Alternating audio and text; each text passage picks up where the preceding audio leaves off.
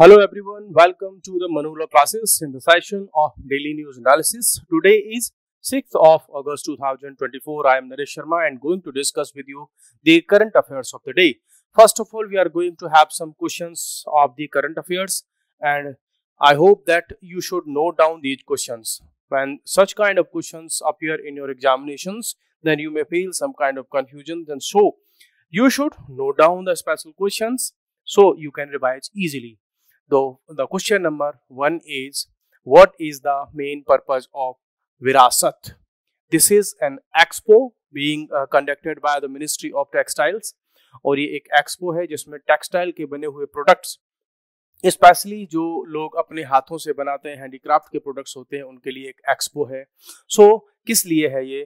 To showcase the tradition of handloom and handicraft. Handloom और handicraft वो हैं जो लोग अपने हाथों से उसको बनाते हैं and provide a market connection to the weavers and artisans. So ये जो विरासत एक्सपो है ये वीवर्स और जो आर्टिशंस हैं उनके लिए एक मार्केट बेस प्रोवाइड कराना है, इसका पर्पज. नेक्स्ट क्वेश्चन पर चलते हैं.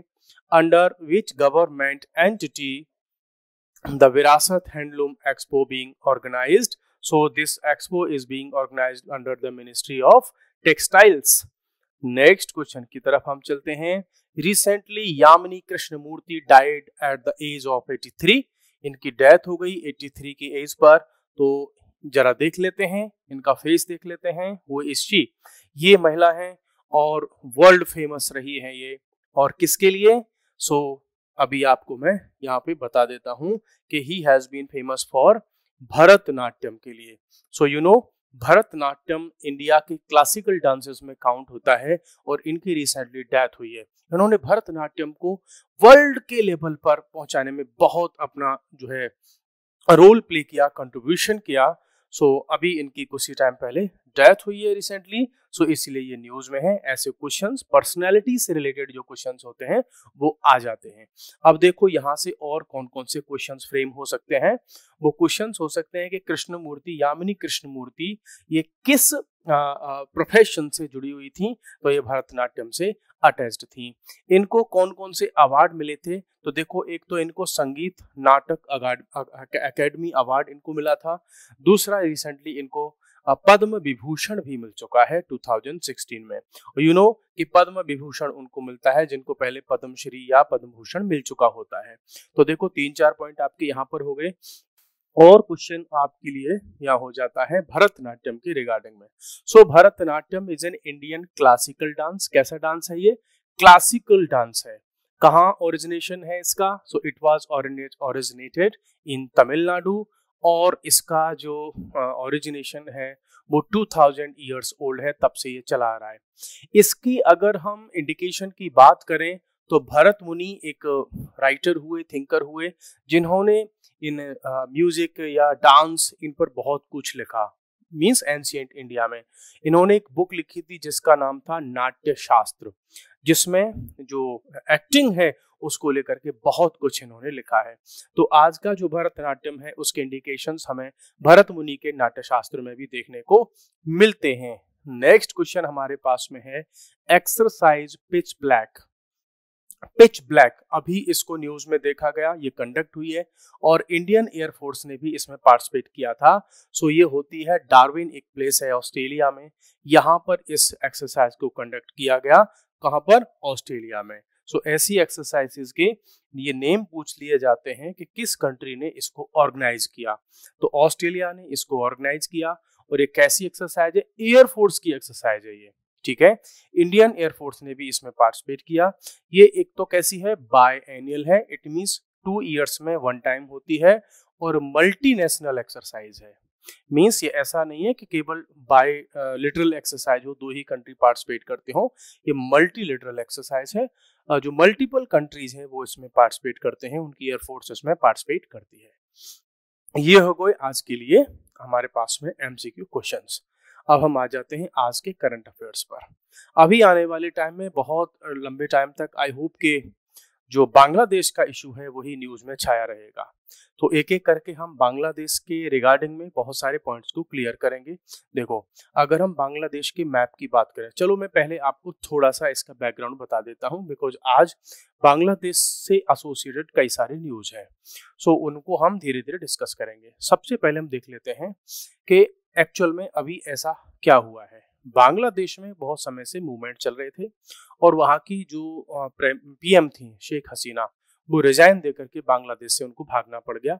हेलीकॉप्टर से वो इंडिया पहुंची, गाजियाबाद में हिंडन बेस है, यहाँ पर उनका हेलीकॉप्टर लैंड किया और उसके बाद से तो बहुत कुछ देखने को मिल रहा है, वहाँ पे बहुत वायलेंस है, इसको भी हम डिस्कस करने वाले हैं। तो देख लेते हैं हम बांग्लादेश के अगर मैप की बात करें तो ये हो गया बांग्लादेश का मैप, जो कि बांग्लादेश पाकिस्तान से ही डिवाइड करके बनाया गया था 1971 में। इंडिया और बांग्लादेश के बीच का ये वाला जो पोर्शन है इसको हम बोलते हैं चिकन नेक, मुर्गी की गर्दन जैसा। मीन्स अगर मुर्गी की गर्दन को तोड़ दिया जाए, उसको पकड़ लिया जाए, तो पूरी की पूरी चिकन होती है वो कंट्रोल में आ जाती है। तो इट मीन्स इसको इसलिए कहते हैं कि हमारा जो सारा का सारा नॉर्थ ईस्ट वाला जो रीजन है, हमको बस इतना सा एक्सेस मिला हुआ है इससे कनेक्ट होने के लिए। तो अगर कभी चाइना इस रीजन को हमारे को यहाँ से हमसे कट कर देगा तो हम क्या हो जाएंगे, मजबूर हो जाएंगे, इसीलिए इसको चिकन नेक कहा जाता है। ठीक है, इधर इंडिया है, इधर भी इंडिया है और यहाँ देखेंगे तो म्यांमार का बॉर्डर इससे टच होता है। ठीक है, तो बांग्लादेश को 3 साइड से इंडिया ने ही कवर कर रखा है। यहाँ पर आपका ये जो व्हाइट कलर दिख रहा है that is Bay of Bengal. अब मैं आपको थोड़ा सा इसको और डिटेल में इस मैप को शो कर देता हूँ कि दिस इज बांग्लादेश का मैप यहाँ पर हो गया आपका, ये आपकी बे ऑफ बंगाल हो गई और इधर आपका बर्मा जिसको हम बोलते हैं म्यांमार। म्यांमार का ही ओल्ड नाम बर्मा हुआ करता था। अब इधर हमारा वेस्ट बंगाल है, इधर हमारा असम है। देखो वेस्ट बंगाल यहाँ तक जाता है, ये सारा वेस्ट बंगाल है। इधर मेघालय से बॉर्डर बनाता है और असम तो बनाता ही है। इधर हमारा त्रिपुरा इसके साथ में बॉर्डर बनाता है और मिजोरम इसके साथ में बॉर्डर बनाता है। तो ये सिचुएशन है अभी बांग्लादेश की हमारे साथ में। तो ये हमने थोड़ी सी उसकी ज्योग्राफी को देख लिया कि क्या वहाँ की ज्योग्राफिकल कंडीशंस हैं। अब आते हैं कि क्या एक्चुअल में हुआ है। देखो, हसीना, शेख हसीना की बात यहाँ पे हो रही है। Quits fleas Bangladesh, lands in India. India में इन्होंने क्या किया, अपना लैंड किया, एयरलिफ्ट होकर के वहां से जो हिंडन एयरफोर्स का स्टेशन है दिल्ली के आसपास में, गाजियाबाद में, वहां पर इन्होंने पहुंचा। बाकी इन्होंने डिमांड की है किसकी, यूनाइटेड किंगडम में असाइलम की, क्योंकि इनकी जो सिस्टर है वो यूनाइटेड किंगडम की सिटीजन है, वो भी इनके साथ में है, तो शायद इनको वहां पे असाइलम मिल जाएगा। अब देखो बांग्लादेश में कैसी सिचुएशन खराब हुई कि वहां जो प्रोटेस्टर्स हैं उन्होंने प्राइम मिनिस्टर का जो रेजिडेंस है उसमें घुस गए, सारा का सारा जो सामान वगैरह था उसको पूरा लूटपाट कर दी। बांग्लादेश के जो चीफ जस्टिस हैं उनके भी रेजिडेंस में घुस गए और सारा सामान लूट लिया। अभी आपको बताऊंगा मैं। और देखो क्या सिचुएशन बनती है। वहां के जो आर्मी के चीफ हैं उन्होंने ये कंफर्म किया है कि हाँ भाई, शेख हसीना ने रेजिग्नेशन दे दिया है और इंटरिम गवर्नमेंट यहाँ पर बनाई जाएगी। इस सारे के सारे आर्टिकल का मैं आपको एक जिस्ट बनाता हूँ। जो शेख हसीना है, इनकी जो पार्टी है वो है थोड़ी सी मॉडरेट, जबकि जो अदर अपोजिशन इनका था वो हमेशा से वहां के फंडामेंटलिस्ट को, कट्टरपंथियों को सपोर्ट करने वाली गवर्नमेंट रही है। इनके जो फादर थे शेख मुजीबुर रहमान, वो और इनकी जो पूरी फैमिली थी, एक टाइम ऐसा था कि इनकी पूरी फैमिली को वहां के कट्टरपंथियों ने, जो कि वहां के मौलवियों के इशारों पर चलते थे, उन्होंने इनकी पूरी फैमिली, इनके फादर मदर वगैरह सबको मार डाला था। लक इनका ये था कि उस समय पर ये उसमें यूके में थी, यूनाइटेड किंगडम में थी, तो ये बच गई थी उस समय पर। 5 बार ये बांग्लादेश की पीएम बन चुकी है। ये अब इशू कहां से उठा, प्रॉब्लम जो स्टार्ट हुई थी वो हुई थी रिजर्वेशन से। रिजर्वेशन से मींस इन्होंने एक रिजर्वेशन का सिस्टम स्टार्ट किया था कि जो फ्रीडम फाइटर्स थे, जिन्होंने बांग्लादेश को फ्रीडम कराने में अपना रोल प्ले किया था, उनकी फैमिलीज और उनके बच्चों को गवर्नमेंट जॉब्स में एक सर्टेन % में कोटा मिलेगा, रिजर्वेशन मिलेगा। उसका विरोध किया और वो विरोध, जो अपोजिशन है, जो प्रोटेस्ट है, वो इस कदर तक बढ़ गए कि वहां पर वायलेंस बहुत बड़े लेवल पर हो गया। अभी तक अगर हम गवर्नमेंट के रिकॉर्ड्स की बात करें, बांग्लादेश गवर्नमेंट ने जो बताया है, तो अराउंड मोर देन 300 के आसपास लोग इसमें अब तक अपनी जान गंवा चुके हैं। इसमें बहुत सारे पुलिस फोर्सेस के जो जवान हैं वो भी मर चुके हैं, उनकी भी डेथ हो चुकी है। तो ये सिचुएशन अभी बांग्लादेश में है और वो तो वहां से अपना तो सब छोड़ करके भाग चुकी है। अब मैं आपको बताता हूँ कुछ ऐसी चीजें जो इस आर्टिकल में आपको नहीं मिलेंगी। ठीक है, अब हम बात कर लेते हैं सबसे पहले कि भाई बांग्लादेश को हम और कहाँ का रिलेट कर सकते हैं। आप एक बार बांग्लादेश का ध्यान करो, उससे पहले फिर देखो आप मालदीव्स को देखो, फिर आप देखो एक बार नेपाल, फिर एक बार देखो पाकिस्तान। अब आपको कुछ नई चीजें समझ में आएंगी जो आपको न्यूज में नहीं मिलती। ये कहीं और से सोर्सेज होते हैं, ऐसी न्यूज के जो सिस्टम होता है वो कॉमन आदमी को नहीं पता चलता कि कहाँ से ये सब होता है। बांग्लादेश की ये जो शेख हसीना थी, ये प्रो इंडिया थी। इन्होंने हमेशा इंडिया के साथ में गुड रिलेशंस की बात की। जो वहां के कट्टरपंथी थे उनको हमेशा इन्होंने अपोज किया। एक मॉडरेट गवर्नमेंट एस्टेब्लिश करने की कोशिश थी। मेन पोर्शन क्या था कि ये इंडिया के पक्ष में रहती थी, इंडिया के साथ में अच्छे रिलेशंस। मालदीव्स की अगर हम बात करें तो मोहम्मद मुइज़ू से पहले जो गवर्नमेंट थी वो भी प्रो इंडिया थी, और जो अभी वहां पर मोहम्मद मुइज़ू आए हैं वो एंटी इंडिया है। ठीक है, उसको भी इंडिया से आप रिलेट करो। फिर आ जाओ नेपाल, वो भी इससे पहली जो गवर्नमेंट थी केपी शर्मा ओली नेपाल में, वो प्रो इंडिया थे, इंडिया के साथ में अच्छे रिलेशंस बनाना चाहते थे। अच्छा, पाकिस्तान, इससे पहले जो गवर्नमेंट थी इमरान खान की, वो भी इंडिया के साथ मिलकर के अच्छे रिलेशन बनाना चाह रहे थे। ठीक है, ऐसे ये 4 एग्जांपल आप देख लीजिए। ऐसा कोई भी कंट्री इंडिया के नेबरहुड में जिसने इंडिया के साथ में रिलेशन अच्छे बनाने की कोशिश की, उन सबकी गवर्नमेंट को टॉपल कर दिया गया और वहां पर नई गवर्नमेंट बनाई जो कि सारी की सारी इंडिया के अगेंस्ट में है। बांग्लादेश में अब इन सारे के सारे जितने भी जो कंट्रीज हैं, इनमें आप अगर थोड़ा सा डेप्थ एनालिसिस पढ़ोगे, बड़े बड़े थिंकर्स को उनको पढ़ोगे, इंटेलिजेंस की रिपोर्ट्स को पढ़ोगे, तो आपको पता चलेगा कि इन सब के पीछे किस किस का हाथ है। CIA सबसे बड़ा हाथ है किसका? CIA का, सेंट्रल इंटेलिजेंस एजेंसी, जो कि है USA की, अमेरिका की इंटेलिजेंस एजेंसी है। ये कभी नहीं चाहती ये एजेंसी कि इंडिया या कोई भी डेवलप्ड कंट्री बने, इंडिया या जो डेवलपिंग कंट्रीज हैं वो बहुत तेजी से ग्रो करें, उनकी वर्ल्ड के लेवल पर स्ट्रॉन्ग इमेज डेवलप हो। सो CIA अब तक वर्ल्ड के जितने भी कंट्रीज हैं उन सब में जितने भी वॉर हुए, आपका पाकिस्तान हो, अफगानिस्तान हो, आपका जो है इसका आपका नॉर्थ कोरिया साउथ कोरिया का इश्यू हो, आपका जो अफ्रीका के बहुत सारे कंट्रीज हैं उनके इश्यूज हों, इवन सेकंड वर्ल्ड वार का इशू हो, इवन आपका मैं कहूँ अफगानिस्तान, इधर आप ये देखिए वेस्ट एशिया में इजराइल, हमास, गाजा, इन सब का इशू हो, सब में CIA का हाथ मिलेगा आपको। दूसरा इसमें हमको कौन मिलेगा? बांग्लादेश वाले इशू में एक मिलेगा चाइना, क्योंकि चाइना चाहता था कि बांग्लादेश और इंडिया की दोस्ती बहुत अच्छी ना हो, ये चाइना के साथ में इनके रिलेशन अच्छे हों। तीसरा इसमें हमको एक प्लेयर है जिसका नाम है पाकिस्तान, क्योंकि पाकिस्तान से अलग होकर के बांग्लादेश बना था।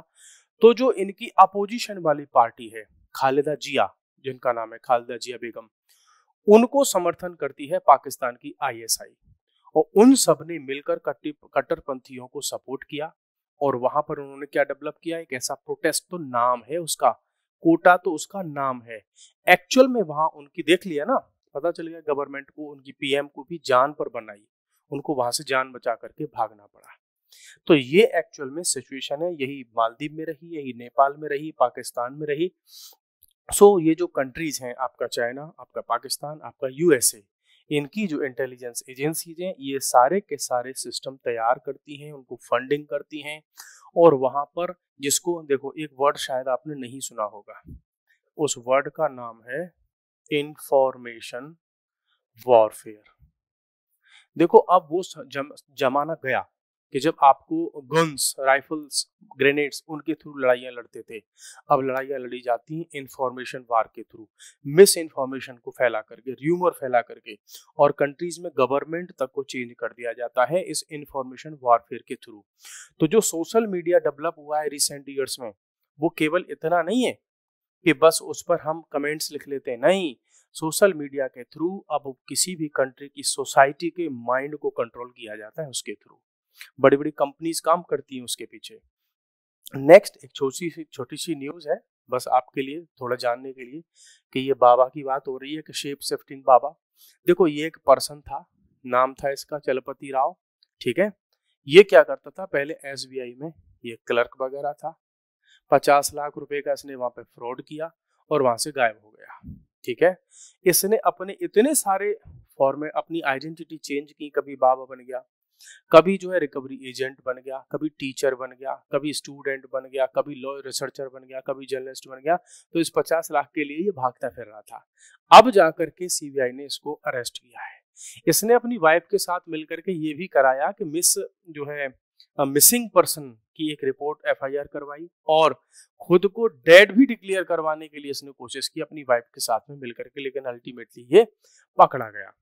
तो जब गवर्नमेंट की एजेंसीज एक्चुअल में वर्क करने पर लग जाएं, तो वो ढूंढ निकालती है ऐसे किसी भी पर्सन को, ठीक है। और ये वाला जो काम है, अब सोचो कि कितने टाइम से भागता फिर रहा था, लेकिन आज तो ये एटलीस्ट पकड़ा ही गया।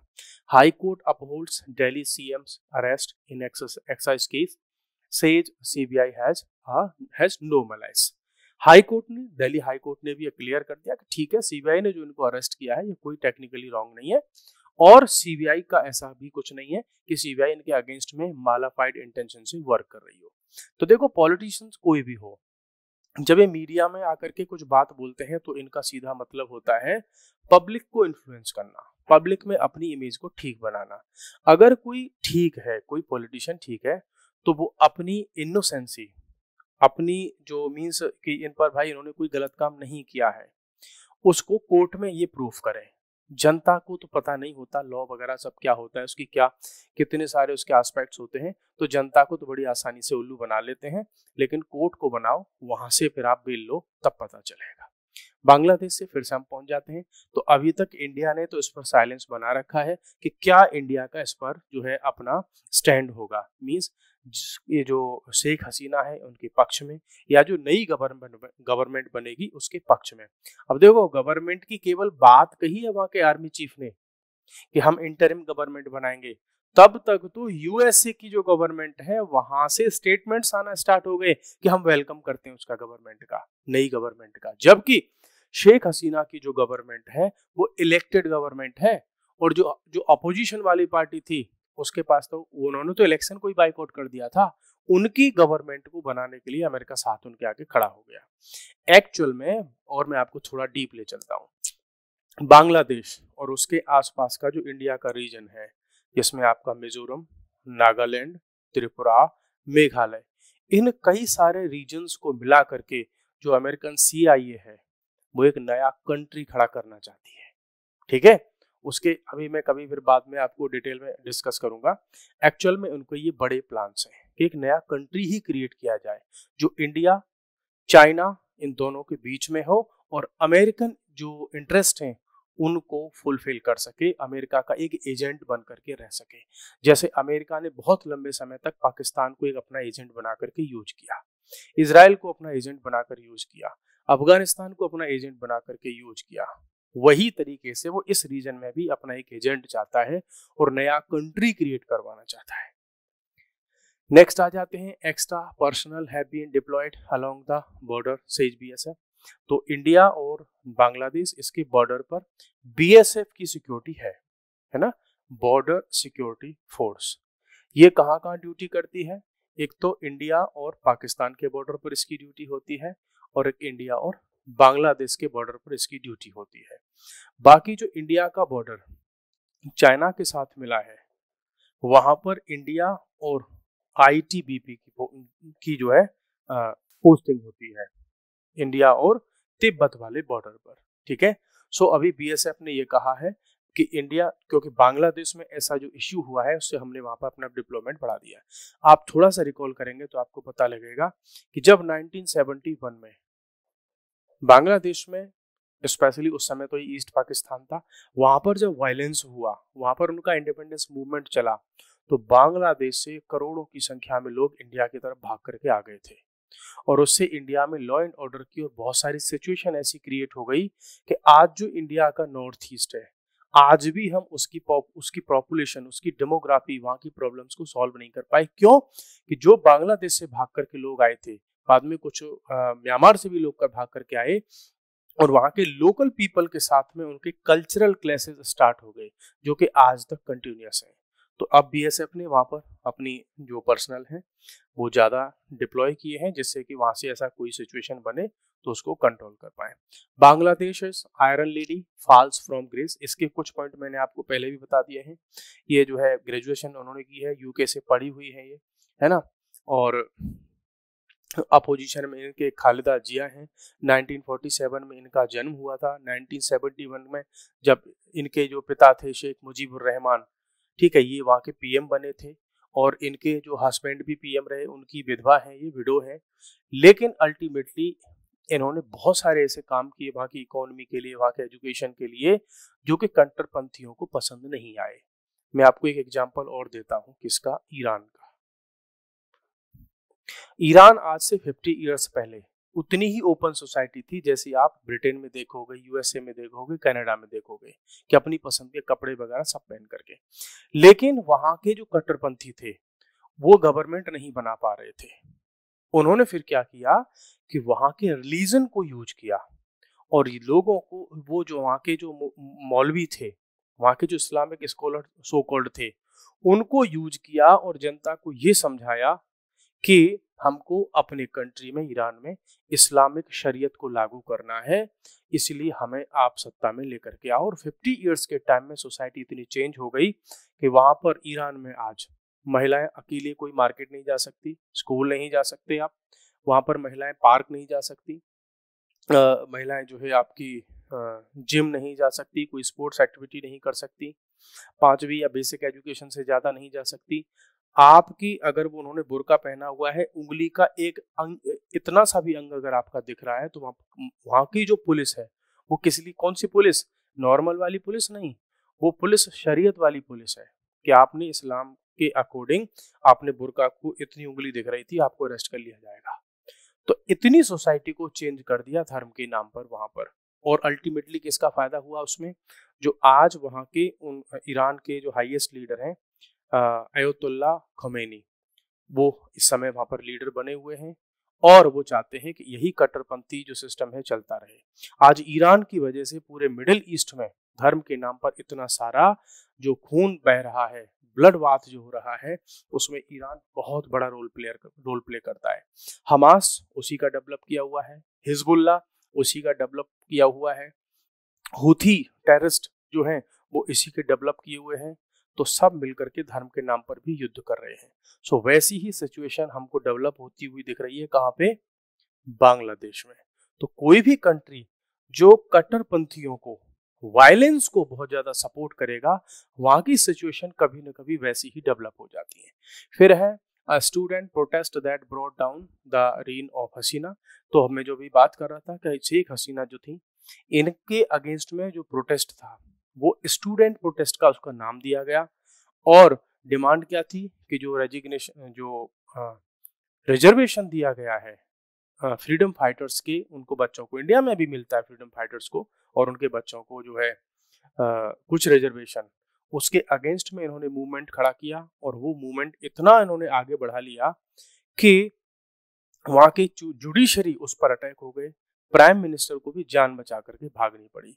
तो देखो, कोई भी गवर्नमेंट अगर किसी भी कम्युनिटी को अपीजमेंट के लिए काम करेगी, वायलेंस को सपोर्ट करेगी, तो वहां पर जो लॉ एंड ऑर्डर है वो एक ना एक दिन खत्म हो जाएगा। और सबसे ज्यादा मरेगा कौन? Common people. सो ये सिचुएशन हमको अपने पास में ही होती हुई दिख रही है, बांग्लादेश में, पाकिस्तान में, अफगानिस्तान में, ईरान में, इराक में, सीरिया में। ये सारे के सारे रीजन्स में इन्होंने क्या किया था, एक समय पर पॉलिटिक्स और रिलीजन दोनों को मिक्स कर दिया और उन्होंने क्या चाहा कि रिलीजन को हम ऊपर रखेंगे, पॉलिटिक्स को नीचे। मींस रिलीजन को ऊपर रखेंगे, कॉन्स्टिट्यूशन को पीछे रखेंगे। तो आज उनकी ये सिचुएशन डेवलप हो गई। इन सारे कंट्रीज में लॉ एंड ऑर्डर खराब है, कभी भी ब्लास्ट हो जाते हैं, कभी भी गवर्नमेंट चेंज हो जाती है। इवन वहाँ के प्राइम मिनिस्टर, वहाँ के चीफ जस्टिस जो हैं, उनकी भी जान क्या नहीं है, उनकी लाइफ वहाँ पर सिक्योर नहीं है, सेफ नहीं है। अब सोचो, तो ऐसी सिचुएशन से बचने के लिए सोसाइटी के जो लोग हैं, जो पीपल है, कॉमन पीपल है, जो यूथ है, उसका एजुकेटेड होना बहुत जरूरी है। अगर भाई आप सोचो कि लाखों करोड़ों की संख्या में यूथ पत्थर, गोली, बंदूक, डंडे, पेट्रोल बम ये लेकर के बाहर सड़कों पर निकल पड़े, तो क्या फिर किसी देश में डेवलपमेंट हो पाएगा? फिर तो चारों तरफ केवल क्या होगा? वायलेंस होगा। सो हमें इस चीज को ध्यान रखना होगा कि एजुकेशन ही वो चीज है जो किसी कंट्री को डेवलपमेंट की ओर ले जा सकती है। सो आज के लिए इतना ही। कल फिर मिलते हैं नए सेशन में, नए टॉपिक्स के साथ में। So thank you, bye bye, take care.